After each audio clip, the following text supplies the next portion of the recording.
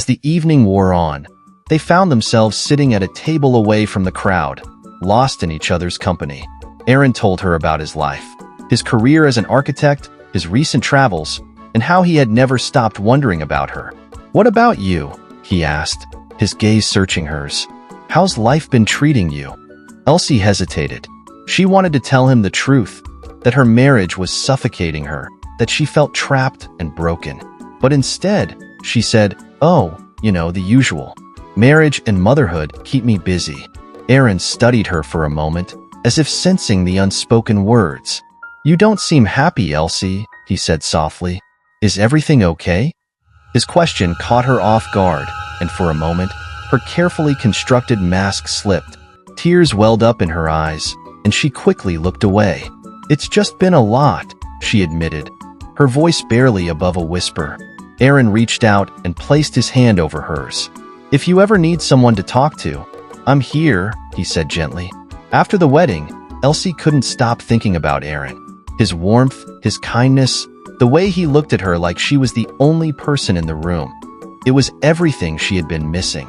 A few days later, she received a text. "It was so good to see you. Can we meet for dinner sometime?" Elsie hesitated. She knew it was dangerous. She was a married woman, and Aaron's attention was stirring feelings she hadn't felt in years. But she couldn't resist. Their dinner date turned into a walk through the park, then cinema date, then late-night phone calls. Aaron listened to her in a way Alicia never did. She found herself pouring out her heart, sharing her frustrations, her regrets, and her dreams. "You deserve better, Elsie," Aaron said one evening. "You deserve to be happy." His words awakened something in her, a longing for the life she had given up. It wasn't long before their meetings turned physical. The first time they kissed, Elsie felt a rush of guilt, but it was quickly drowned out by the thrill of being desired. For the first time in years, she felt alive. Aaron became her escape from the suffocating reality of her marriage.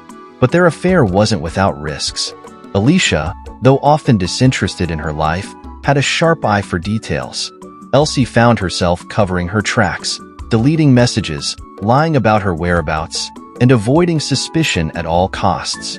The guilt began to weigh on her, but the thought of losing Aaron was unbearable. "I need this," she told herself. "I deserve this." One evening, Elsie and Aaron attended a friend's housewarming party.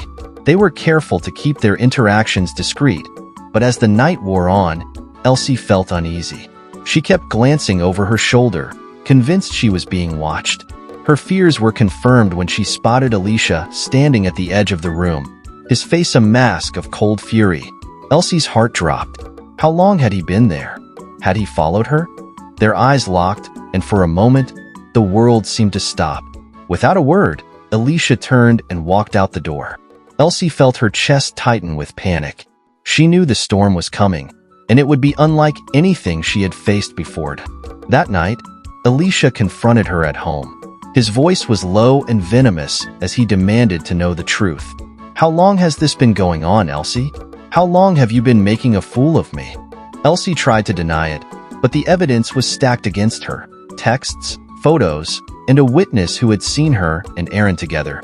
The confrontation escalated into a heated argument, with Alicia throwing her belongings across the room and shouting, "You'll regret this, Elsie. I'll make sure of it." As the door slammed behind him, Elsie sank to the floor, her mind racing. The life she had carefully constructed was falling apart, and the consequences of her choices were about to unfold in ways she couldn't control. This was no longer just an affair. It was the beginning of her undoing. The night Alicia stormed out marked the beginning of Elsie's descent into chaos. She sat on the cold tiled floor of their living room, staring at the wreckage of their argument. Her shattered perfume bottles, torn photo frames, and the overturned coffee table. She had always feared judgment from society, but now she realized the real storm was brewing within her own home. The next morning, Alicia returned, calm but unervingly distant. "You'll hear from my lawyer," he said, his tone icy. "I want a divorce, Elsie. You've embarrassed me enough."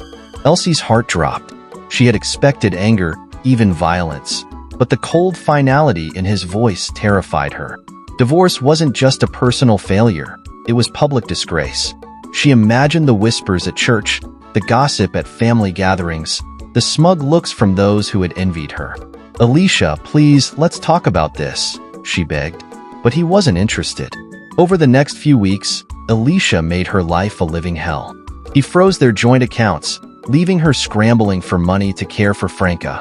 He spread rumors among their mutual friends, painting Elsie as a disloyal wife who abandoned her family for an old flame. "You'll regret this, Elsie," he told her one night. "I'll make sure no man ever looks at you again." Desperate for comfort, Elsie turned to Aaron. But the man who once seemed like her savior was beginning to waver under the weight of the scandal. "Elsie, this is a lot," he said during one of their secret meetings. "I didn't sign up for all this drama. I have my career to think about." His words stung. "So you're abandoning me now?" she asked, tears brimming in her eyes.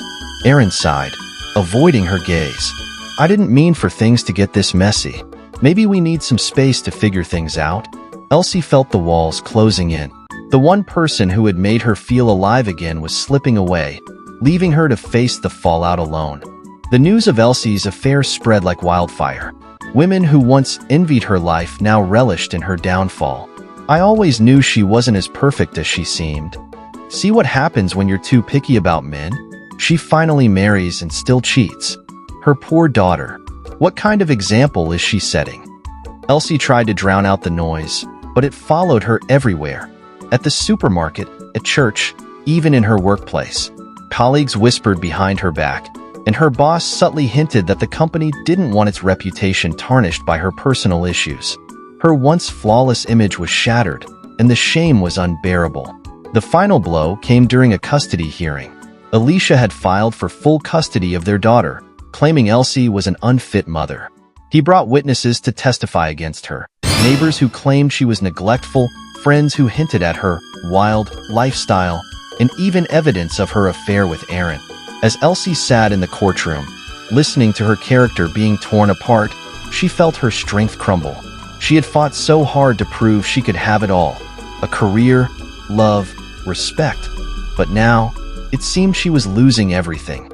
The judge granted Alicia temporary custody, and Elsie watched in agony as he took their daughter away. Never let societal, family, or peer pressure dictate your life. Wait for what's right, and most importantly, value yourself enough to walk away from what isn't. If you enjoyed this story, please don't forget to subscribe, like, and comment. I will see you in the next one.